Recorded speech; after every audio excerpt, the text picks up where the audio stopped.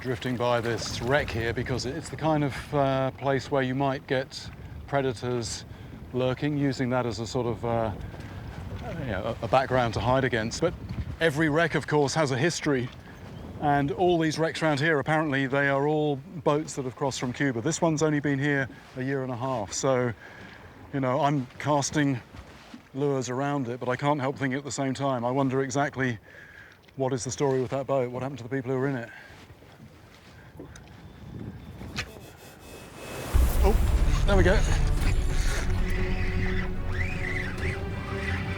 Smaller. That's a long streamline fish. Is that a baby barracuda? Those are big teeth on a small fish, good heavens. My first barracuda. There's no doubt about that being a predator. Long and streamlined, that helps with the speed, big tail, and that sort of mirror finish, actually in open water, that is really good camouflage. The other thing that's very obvious, big eyes, so no doubt that this thing's a sight hunter, but I am just drawn to those teeth. Even on a small one like this, those are wicked teeth. They seem to be pointing backwards, so anything that gets in there and tries to pull away is actually just going to sink those teeth deeper. This is a small one, but it reminds me of another small but deadly fish that I caught in Botswana, the tigerfish. So there we go, it's a tigerfish. Both have razor-sharp teeth that make surgical cuts to their prey, are visual hunters, and have bodies built for speed. So I think we can categorically say now that we're in tiger country.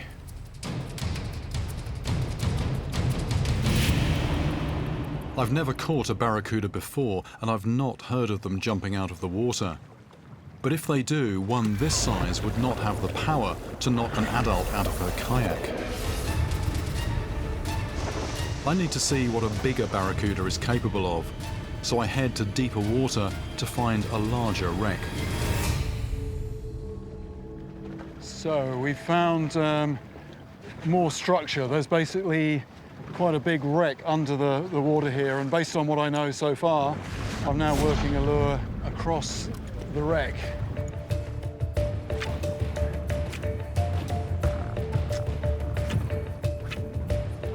My casts yield nothing, so I fish deeper and switch from lures to bait, which I drop around the wreck. Oh, there's one after it, there's one after it.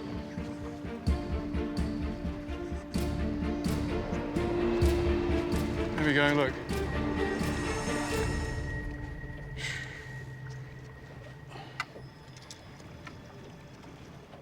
So I had a bite, but nowhere near the hook. It actually took half of the fish. So this is what barracuda does, just clean bite through the flesh. The fact that you've got something that size with teeth like that in this water, lovely clear water, nice sandy beach over there, looks all quite benign, but stuff like that in this water. I try again with another whole bait fish.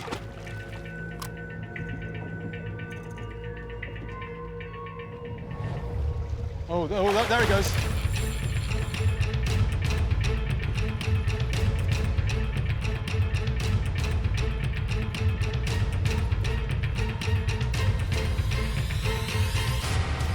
No, it's the same again. Look at this. Look at this. This is carnage. That wasn't a hookup. Seeing that, you know, you really appreciate that you don't want to be anywhere near those teeth, whether you're a small fish or even a person. Could those teeth be what caused the injuries to Carrie and Bill? I need to find out more about barracuda. There's an inner row of large teeth. Barracuda expert Dr. Evan D'Alessandro of the University of Miami talks me through their hardware. So it not only cuts through the flesh, it cuts through the bone as well. Flesh, bone, and everything. Based on the skull size, we're looking at a 5-foot barracuda.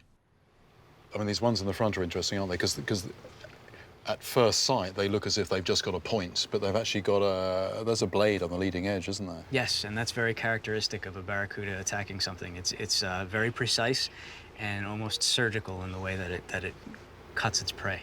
And also at high speed, they can actually cut without the barracuda even doing much biting action. Just by ramming something, they can actually cut it. That explains the clean slice on my bait, and I wonder whether it also explains the slice on Bill's foot. I was talking to somebody who was in one of these canals doing some work to his dock. Mm-hmm. He's just getting out of the water. His foot is about 2 or 3 feet under the surface and something hits it. Is this a possible candidate? I'd say it's a very high likelihood that it could have been one of these because his foot dangling in the water probably mimicked a small fish, and the barracuda probably saw that as prey. One tooth with a sharp edge moving at speed is just going to... Yes, absolutely. I ask about the attack on Carrie. There was a woman I was talking to who was kayaking in the mangroves. Something leaves the water and then impacts the side of her chest. It broke a rib, punctured the lung. Is barracuda a possibility for that? Barracuda can jump when they're chasing their prey. So even if the teeth don't actually make contact, the fact that you've got that mass and that momentum and you've got that pointed shape, that if that impacts you, even that can cause a lot of damage. Absolutely. So at last, a big predator that can jump clear out of the water. To underline his point, Evan tells me about another bizarre incident. John Zeliff was fishing with his buddy. Nothing could have prepared them for what was about to happen. They've hooked something big and it's taking off at speed. Suddenly, it does a 180, heads straight towards the boat, and leaps out of the water straight at John. The barracuda's razor-sharp teeth slice through his arm, right down to the bone. I track John down in Key Largo. I really thought that I was going to die.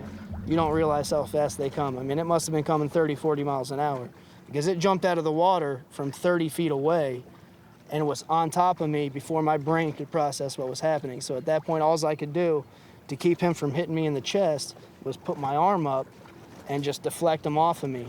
This flap of skin right here was barely attached. I mean, it was folded back. I mean, you could see right underneath it. When I went in for surgery, the surgeon said that the tendons and the muscle had been cleanly severed. He said you couldn't take a knife and cut them that cleanly. So you had cuts, but not actual tissue damage around the cuts, just a clean surgical cut. Yes. Well, it's now clear to me that Barracuda could have carried out the attacks on both Carrie and Bill. The question is, though, do they really get big enough to knock somebody out of a kayak and smash their ribs?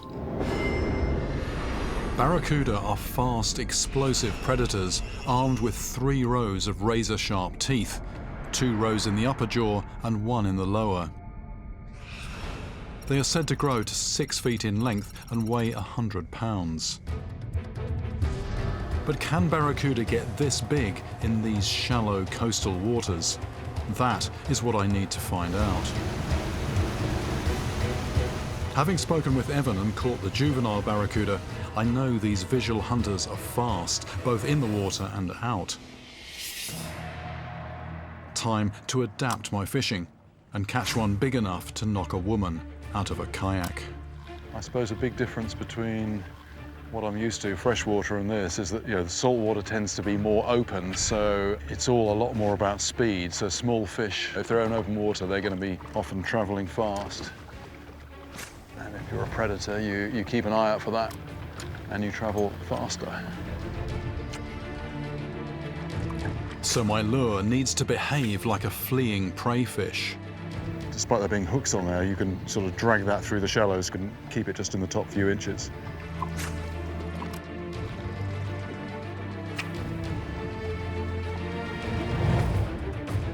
Suddenly, I see a barracuda sweep in. Oh, yes, yes, yes, yes.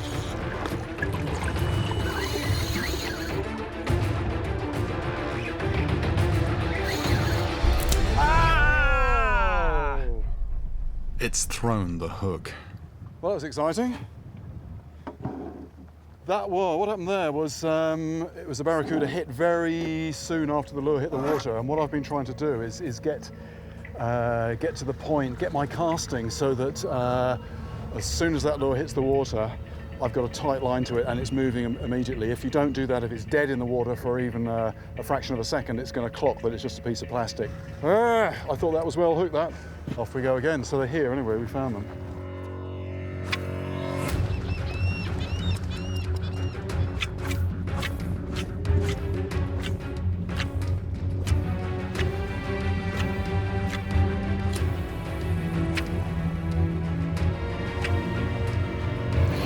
Oh, good grief, that was a big one. That fish there, I mean, my heart is still going. It was pretty close to the boat and probably 4.5 foot long, 25 pounds, something like that. I mean, I saw the head, I saw this black head, and it looked like the head of a dog coming out of the water. Well, I've certainly came close to hooking up with some big fish, but I don't know, they just seem very, very skittish, very canny. And it's not just happening. You know, there is a fish down there with my name on it, but I'm not quite sure yet how to catch it.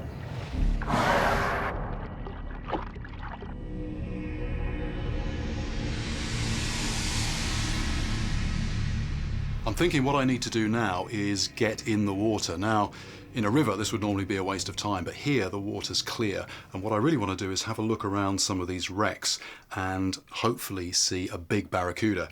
I'm hoping that if I can see how they attack, that's going to help me figure out how to catch a big one.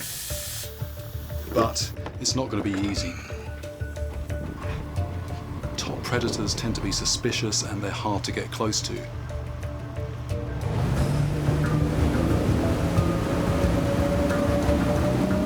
So I'm going to be going into underwater stealth mode using this closed-circuit rebreather unit which doesn't give off clouds of bubbles. So in theory, I'm going to be able to get much closer to barracuda. But this is a trade-off, as rebreather diving is highly technical. Unlike normal scuba diving, this bubble-free system is computer-driven. So if something goes wrong, the result could be catastrophic, unless I take action. But if I'm to get my quarry, then I must go the extra mile, unnoticed. Big wreck here. The USS Spiegelgrove is a 510-foot warship, which after decommissioning was sent to a watery grave. It's now an encrusted metal reef in 135 feet of water. It's a maze of rooms and corridors, ideal for ambush predators like barracuda. But this makes it more dangerous for me. 8 divers have died on this wreck. Some lost their way inside and never found their way out. Barracuda have been known to attack divers, their teeth tearing through dive suits and into flesh.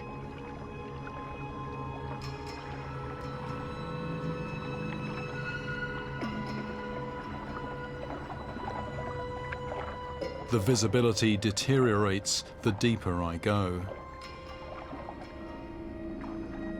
Barracuda.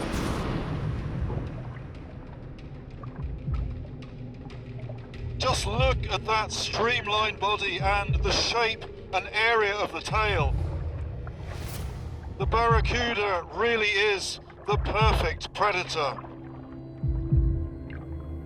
I'm wondering if there's some sort of territorial thing going on. They will stand their ground. I think the thing is, this wreck is a piece of prime real estate, and they are sort of defending their interests to it.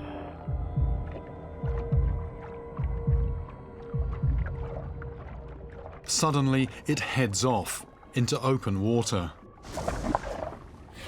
which is when I spot them massing above me. There is just a stack of barracuda here at about 30 feet. Lots of fish, good-sized fish. Perhaps they're gathering to protect themselves from a larger predator that I've not seen. I'm now actually holding formation with a squadron of barracuda.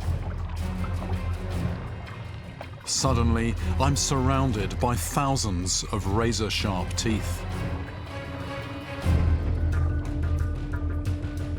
They move off, and I return to the surface.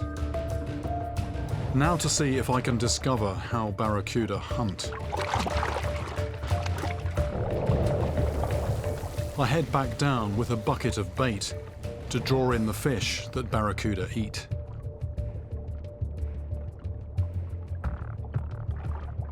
And start chumming the water, wondering what is lurking out there.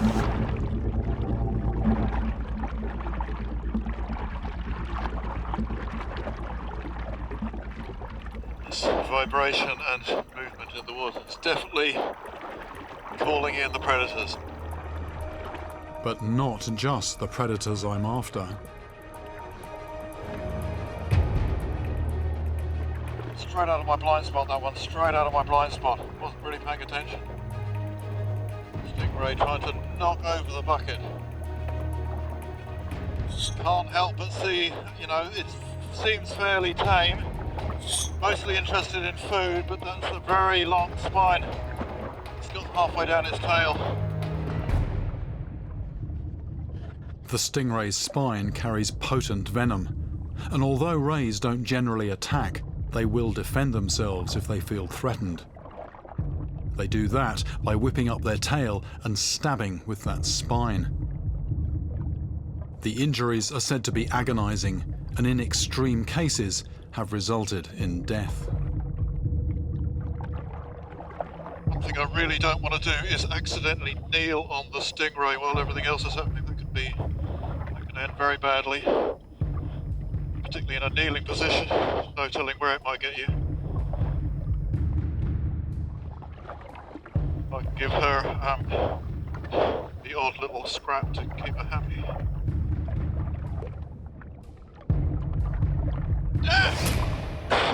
Christ, my sleeve. That was my thumb. Stingrays don't have sharp teeth. They got lots of small teeth, but they've got a very powerful bite. So I just felt.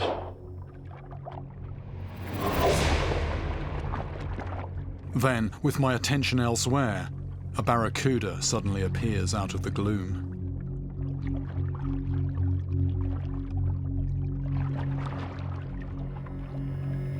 There's one out here. Here's my bait. Here's my rod. Normally I've got a reel and some line. Today I've just got the bait attached to the rod.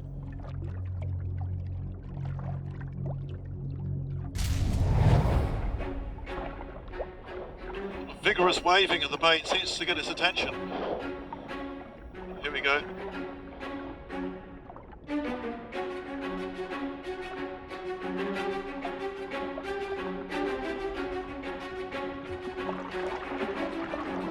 Barracuda definitely coming in. There's definitely a sort of a cautious approach going on.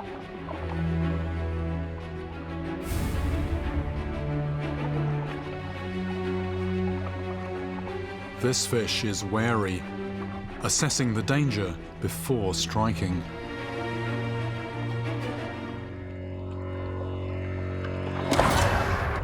That came in at a rate of knots. It just locked on and it was coming at speed. Just fearsome, absolutely fearsome, these things. Just a little rain of scales in the water.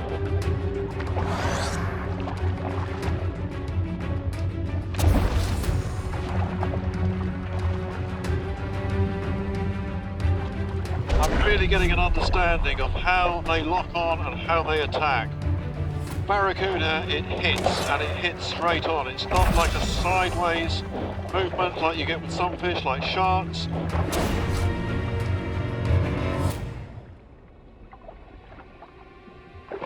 Didn't take the bait, it just sliced the end clean off.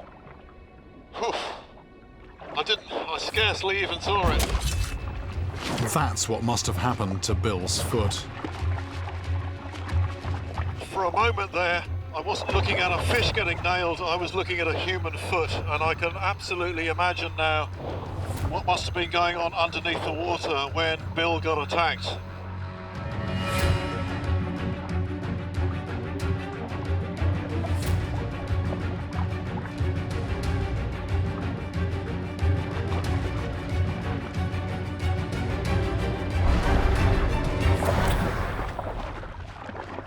I've learned so much about Barracuda. Just seeing them feed right in front of me. I can certainly now visualize much better what's going on out of sight under the surface. Now it's time to put this experience into practice with rod and line.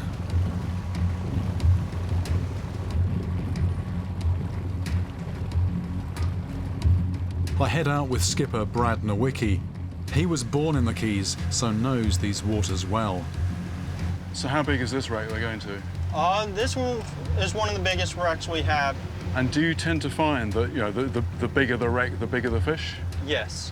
So if I'm after big barracuda, I mean, this should be a pretty good This bait. should be a good wreck to be on. Right, just having a good look at the gear I'm going to be using. It's scaled up a little bit from what I was using on the flats, but you can't go ridiculously heavy because in clear water, fish with good eyesight, they can see sort of, you know, wire cable. It has to be quite delicate. And what we're going to try and do, because there's lots of sharp bits of metal down on the wreck, what we're going to try and do is bring the fish up off the wreck, and then once they're hooked, don't let them get back down.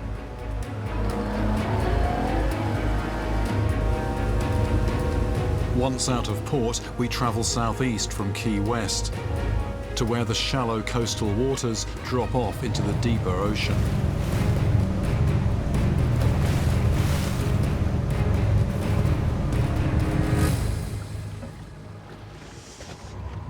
Well, we're here. This is the wreck. Not that you would know it. As with all open ocean fishing, the surface gives little away. Without Brad, I would never have known that a 500-foot wreck is only 40 feet below me. While diving on the Spiegel Grove, I saw barracuda hanging out above the wreck, so I'm trying to position my bait there. My goal is to hook one large enough to knock someone into the ocean and break bones. There we go, something there. This time, I can picture what's happening under the surface. Within seconds, something's running with my bait, and it feels big. Yes, yes, yes, yes, yes. Where is it? Where is it? Where's the line? Where's the line? There it is, there it is, there it is. There's the fish.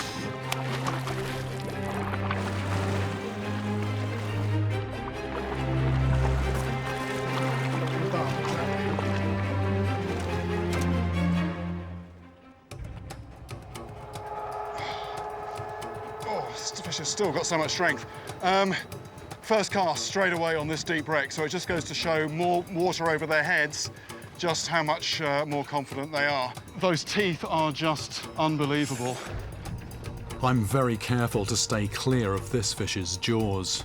Nice sized fish, but I think what I really want to do is get this back. I'm after a big one. Get this back, get another bait out, see if we can get one that might even have this one for dinner. Size matters. I'm here to prove that barracuda not only have the equipment, but also the sheer weight and power to commit the attacks I'm investigating. I quickly hook another.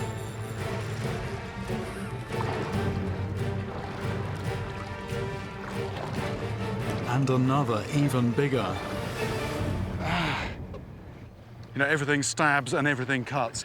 If you're on the receiving end of that, very, very bad news.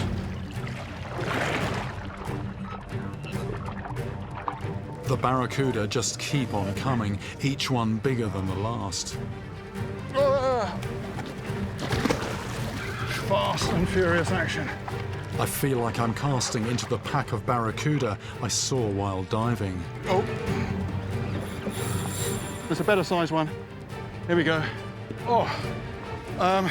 Just one after the other, these fish, and look at the size. It's not just about individual big fish, these are all serious sized fish, and they seem to pack more or less in fish of a similar size. Then a different kind of take, and definitely a bigger fish. Is it that I've got my line past the marauding pack and down to the big barracuda below? This feels more of a weight than a speed merchant. It was going deep, which had me a bit worried. Gonna see the fish in a sec. Gonna see the fish, and it's a grouper. Groupers are predators that normally stay deep. This one must have been drawn up by all the feeding activity above. Accidental catch. Wasn't after these, but it just goes to show how many predators hang around a wreck like this. They suck in and engulf prey just by opening that massive mouth. Whew. For a moment, I thought it was a very sizable barracuda. Then something nearly pulls the rod out of my hands. This one feels bigger still. Could it finally be the big barracuda that's been eluding me? This feels like a good-sized fish. I'm guessing it's about 30 foot down.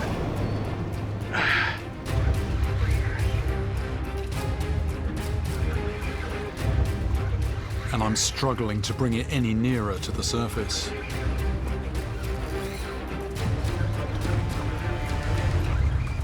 Oh, it's still hanging. You can see the leader, so there's the fish. There's the fish. There it is. It's the proof I needed to see with my own eyes. A huge barracuda.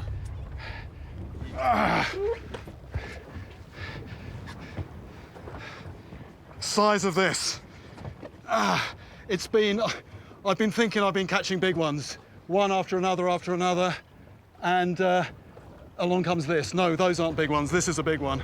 It's just unbelievable. The teeth, the power, the streamlining.